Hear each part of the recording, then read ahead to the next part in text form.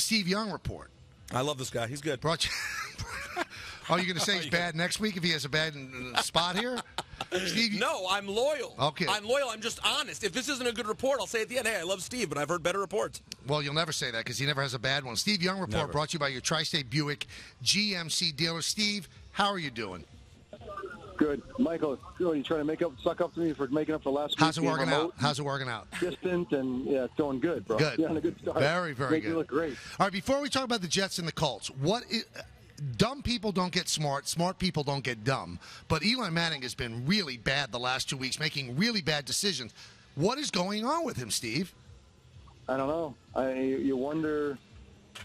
It goes to coaching too. I mean, sometimes people, Eli's Eli's very coachable as a person. Like, it seems to me that he kind of is the, color in the lines and follow the dots and.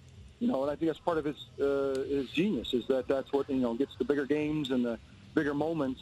And he just does those things that he's been training, and I like that.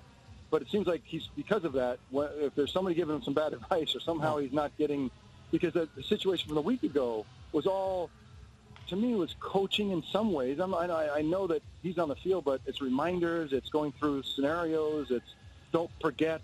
If this happens, that happens. If this happens, do this, and that kind of a thing. So I don't know. I mean, it feels like because he's that way, he's not the artist that a lot of guys are there. He's more of a scientist. And so I go back to coaching and that combination of what they're doing, and whatever's not working, they got to fix it. Well, really, the only play in question yesterday that really calls into question his football IQ would be taking the delay game penalty, coming out of a timeout on 3rd and 7. Now, you've been there. What are some of the things that could go wrong where they come out with a play, hit the line of scrimmage, and in an important 3rd and 7, he could lose track of the play clock? There's none. Okay. You're in charge of the clock. It happens, and it happens to the best of us when we're especially young. It's like, in some ways, I don't know, think about it this way. After a change of possession, interception, or fumble, a lot of people get hurt because everybody's in a strange place, right? Every now the defense is running with the ball, the offense trying to tackle them, and a lot of people get hurt because it's just you're in an odd spot. Coming out of a timeout, before a game, it's a little more odd than normal, and so it's like it's not an excuse. It's just that you're more of an odd spot, and so you got to keep track. When you're in the flow of the game, there's not a good quarterback that ever loses track of the clock because it's just part of your. It's truly innate, and so you come out of odd spots, it's possible, and that's the only thing I can say. All right, the Colts against the Jets tonight. It's on Monday Night Football. You're part of the coverage, and you look at this Colts team. They got embarrassed by the Bills, and then the Bills get embarrassed by the Patriots yesterday. So maybe their defense was not that great, but I just look at what they're doing with Andrew Luck, and it's like the guy who has a really, really hot girlfriend and takes her to fast food places, doesn't take her to great places. Why are the Colts not surrounding this guy with great players? I mean, it's a pet peeve of mine. And Aaron Rodgers, I feel the same a little bit less, but it's kind of the same. That if you put a top 5 offensive line in front of these guys, you can put an average group of receivers, and they'll take you to the Super Bowl. I would trade a top 5 defense with these guys, and not worry about all the weapons.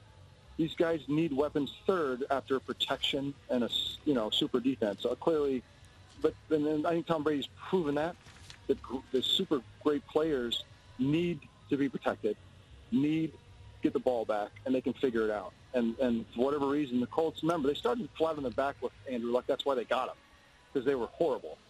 And so this is not a team, you got to take Andrew Luck out of it. This is a team that's been kind of rebuilding from 1-15, or I want to say 1-15 3 years ago, and now in the AFC Championship game last year.